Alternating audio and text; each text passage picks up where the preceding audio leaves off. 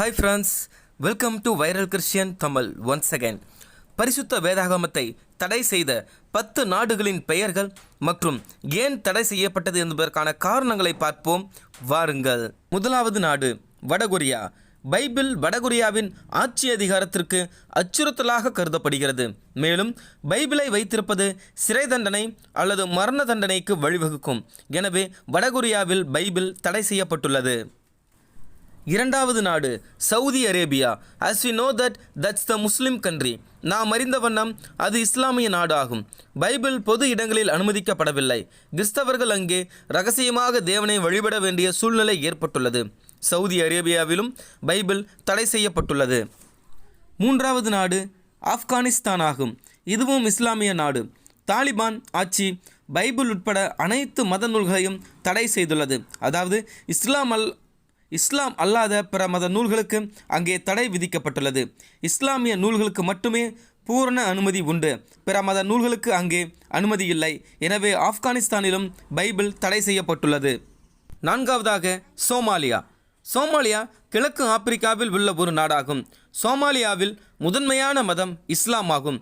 இதில் சிறுபான்மையர்களாக கிறிஸ்தவர்கள் இருக்கின்றனர். அல் ஷபாப் போராளி குழு பைபிளை தடை செய்து கிறிஸ்தவர்களை தொடர்ந்து துன்புறுத்தி வருகிறது.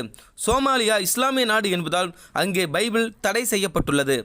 இதில் 5வது இடம் ஏமான் நாடு பெற்றுள்ளது. ஏமன் தென்மேற்கு ஆசியாவில் உள்ள ஒரு நாடாகும். இது அரேபிய மூலவந்தீவின் தென்மேற்கு கரையில் அமைந்துள்ளது. இந்நாட்டில் 99% இஸ்லாமியர்கள் வாழும் நாடாகும். இந்நாட்டில் பைபிள் தடை செய்யப்பட்டுள்ளது. இங்கும் கிறிஸ்தவர்கள் உபத்திரவத்தை அனுபவித்துக் கொண்டு வருகின்றனர். ஆறாவதாக ஈரான். இஸ்லாமிய குடியரசு மேற்காசியாவில் உள்ள ஒரு நாடாகும். இதுவும் இஸ்லாமிய குடியரசு நாடாக இருப்பதால் பைபிள் தடை செய்யப்பட்டுள்ளது. மேலும் இந்நாட்டிலும் கிறிஸ்தவர்கள் உபத்திரவப்படுத்தப்படுகின்றனர்.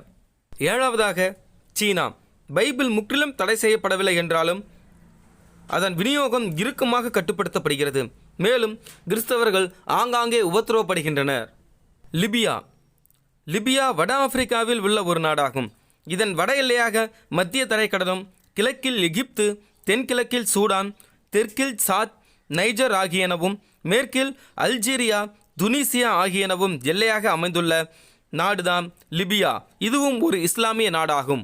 இங்கே கிறிஸ்தவர்களும் இஸ்லாமியர்களும் சமாதானமாக வாழ்ந்தாலும் கிறிஸ்தவ மார்க்கத்திற்கு மட்டும் அநேக கட்டுப்பாடுகளும் தடைகளும் விதிக்கப்பட்டு வருகிறது.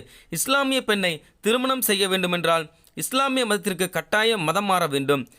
கிறிஸ்தவர்களாக இருப்பதும் வாழ்வதும் இங்கே சற்று கடினம். 9வதாக பாகிஸ்தான். நம்முடைய அண்டை நாடான பாகிஸ்தான். அந்நாடு பைபிளை முற்றிலும் தடை செய்யவில்லை.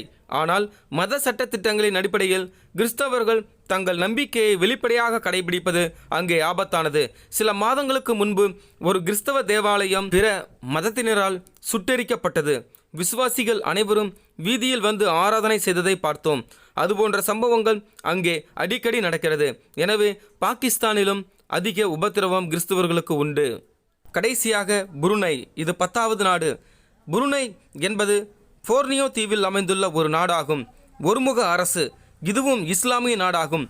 தன் சொந்த மத சட்டத்திட்டங்களை அதிகாரப்பூர்வமாக புருனை அரசு கடைபிடித்து பலப்படுத்தி வருகிறது. எனவே அதன் அடிப்படையில் தான் ஆட்சி அதிகாரமும் செயல்பட்டு வருகிறது. இங்கும் பைபிள் தடை செய்யப்பட்டுள்ளது. மேலும் கிறிஸ்தவர்கள் கடுமையாக ஷரியா சட்டத்தின் கீழ் துன்புறுத்தலை எதிர்கொள்கின்றனர் மற்றும் கொலை செய்யப்படுகின்றனர். ஹாய் ஃப்ரெண்ட்ஸ், நிலைமை மாறுபடலாம் மற்றும் கட்டுப்பாடுகள் மாறுபடலாம். இந்த 10 நாடுகளில் பல்வேறு கட்டுப்பாடுகள் மற்றும் உபத்திரவங்கள் கிறிஸ்தவர்களுக்கு எதிராக நடைபெற்று வருகின்றனர்.